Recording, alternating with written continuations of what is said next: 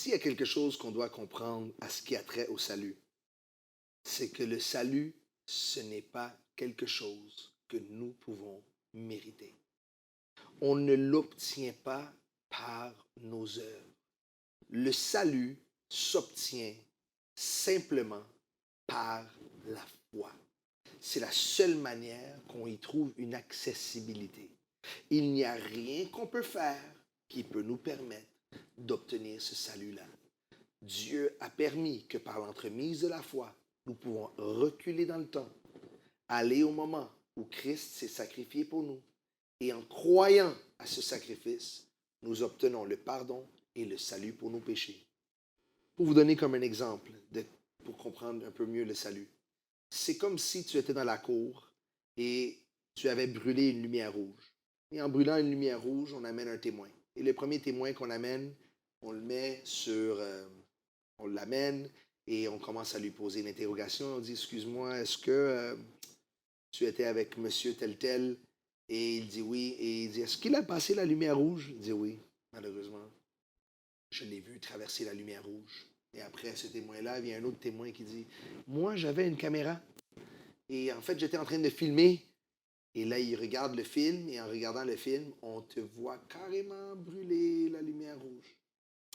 Finalement, on te demande à toi-même de monter. Et on te pose la question, est-ce que tu as brûlé la lumière rouge? Et toi, ne pouvant pas mentir après tout ce que tu as vu, tu as dit, oui, j'ai brûlé la lumière rouge. Et après que tu as dit que tu as brûlé la lumière rouge, mais ça tombe que tu es dans un pays où est-ce que les lois sont différentes. Et le juge dit, alors, pour avoir brûlé la lumière rouge dans notre pays, c'est l'exécution. On tue les gens ici pour brûler une lumière rouge. Et là, tu vois que tu es fait parce que tu es coupable. Et au même moment que tu es fait et que tu es coupable comme ça, ton avocat enlève sa robe, il quitte la cour et il va dans la chambre d'exécution pour mourir pour toi. C'est ça que Jésus a fait pour nous. Et quand Jésus a fait ça pour nous, Dieu le Père, qui dans cette illustration est représenté comme le juge, il nous déclare justifiés.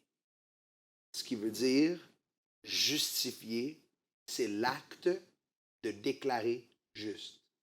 Maintenant, imagine si tu sortais de la cour ce jour-là, il y a quelqu'un qui te rencontre à l'extérieur et la personne te dit « Hey, comment ça que tu es libre?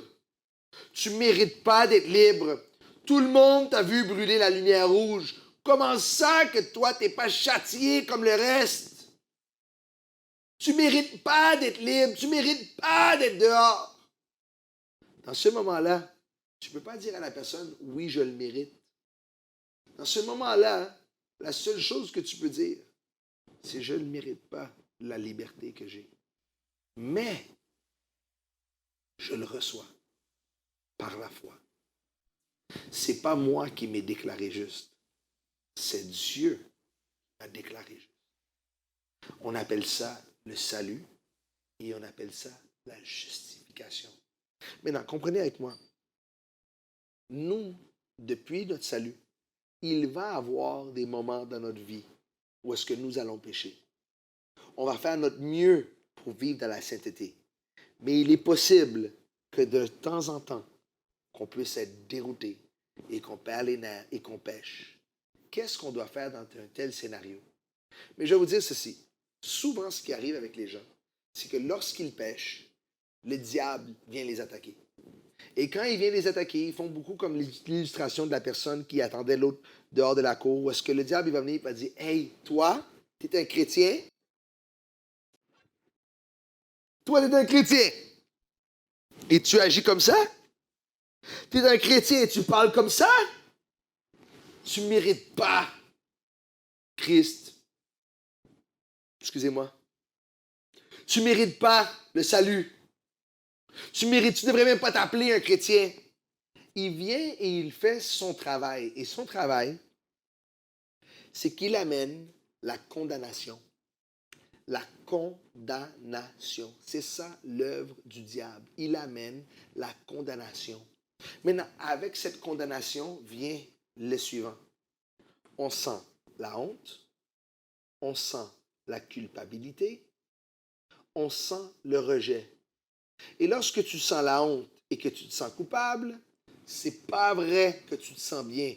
Souvent, quand on se sent honteux et coupable, on va s'isoler, donc on va être tout seul, et on va s'éloigner de Dieu. Et ça, ce n'est pas le but de Dieu. Maintenant, de pareille manière, le Saint-Esprit, lorsque tu pêches, il fait également un travail. Mais l'œuvre du Saint-Esprit est différente que l'œuvre du diable. Le Saint-Esprit, lorsque tu pêches, il vient et il amène qu'est-ce qu'on appelle la conviction. Qu'est-ce que c'est la conviction? C'est qu'il place en toi un grand regret face à qu'est-ce que tu viens de faire. Évidemment, il fait ça dans le secteur de la conscience, dans ton esprit, comme on a jasé avant. Il place un regret. Et ce regret-là que le Saint-Esprit place t'amène à Dieu. Et quand ce regret-là t'amène à Dieu, il t'amène à Dieu pour que tu puisses te confesser. Confesser tes péchés à Dieu. Donc, Saint-Esprit amène conviction. Conviction amène un regret profond qui t'amène à Dieu pour que tu puisses te confesser. Et lorsque tu te confesses de tes péchés, tu obtiens le pardon. Tu es justifié. Dieu te déclare juste. Et cette justice qu'il te déclare te ramène même plus proche de lui. Ce qui fait en sorte que c'est compliqué de pécher de nouveau la prochaine fois à cause du pardon que tu as reçu. Je ne peux pas mettre un stress assez important sur la différence entre ces deux ministères-là. De un côté, tu es condamné. De l'autre côté, tu as la conviction. De un côté, tu sens la honte, le rejet, la culpabilité. De l'autre côté, tu sens un regret profond. De un côté, ça te pousse à t'éloigner de Dieu et t'isoler. De l'autre côté, ça te pousse à Dieu pour te confesser. De un côté, tu sens la mort. De l'autre côté, tu sens le pardon et la vie. On doit s'assurer que quand le péché vient, qu'on ne se laisse pas emporter par le diable et qu'on laisse Dieu faire son travail. Pour ce faire, nous devons avoir une révélation claire du sang de Jésus. Quand le diable vient t'accuser, et tu le sens des fois dans tes pensées, tu sens comme s'il y a une voix qui veut t'écraser parce que tu as raté ton coup. Dans ce moment-là, c'est là que tu dois parler, puis tu dois dire, Satan le diable, le sang de Jésus. Satan le diable, le sang de Jésus. Tu sais pourquoi tu dis ça? Parce que le diable ne peut pas combattre avec le sang. Essaye pas de te justifier toi-même.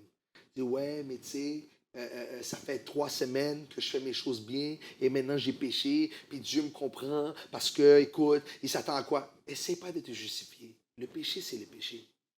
Si tu as péché, tu demandes pardon. That's it, that's all. Essaye pas de te justifier. Si tu te justifies, tu tombes dans le piège du diable et tu rentres dans l'orgueil. Confesse ton péché. Et si quand le diable vient t'accuser, dis au diable, Satan, c'est vrai, je ne mérite pas le salut. Je ne mérite pas le pardon. Je ne mérite pas que Dieu me reprenne. Mais ce n'est pas mon choix. J'ai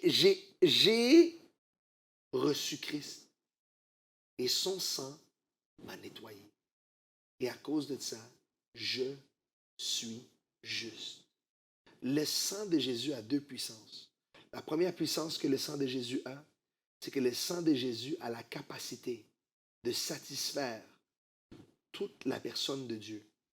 Il n'y a aucun péché que toi et moi peuvent faire que le sang de Jésus ne peut pas satisfaire Dieu le Père comme châtiment.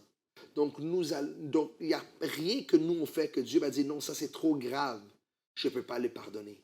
Le sang de Jésus est capable de satisfaire en totalité la justice et la sainteté de Dieu. Et de la même manière, le sang de Jésus a la capacité de fermer la bouche du diable lorsqu'il vient amener la condamnation. C'est avec le sang de Jésus qu'il doit fermer sa bouche parce qu'il sait qu'il ne peut rien avec ça. Il est rejeté, nous sommes acceptés. Il n'a plus de chance, nous avons la chance. Il est condamné, mais nous avons reçu la grâce de Dieu. Il est coupable, mais nous avons été déclarés justes. Dans notre marche pour être libérés du péché, une des seules manières qu'on peut être totalement libre du péché, c'est si lorsqu'on pêche, dans l'occasion que ça arrive, qu'on sait comment tout de suite se retourner vers Dieu pour demander pardon et retourner dans la vie. Parce que chaque fois qu'on pêche, notre communion avec le Père est brisée. Et on ne veut pas laisser cette communion-là brisée. Parce que de cette communion-là, on tire la vie. Dans le dernier segment qu'on va faire, je vais toucher sur 3 clés qui vont nous permettre de nous détacher du péché, une fois pour de bon. Que le Seigneur vous bénisse. Merci.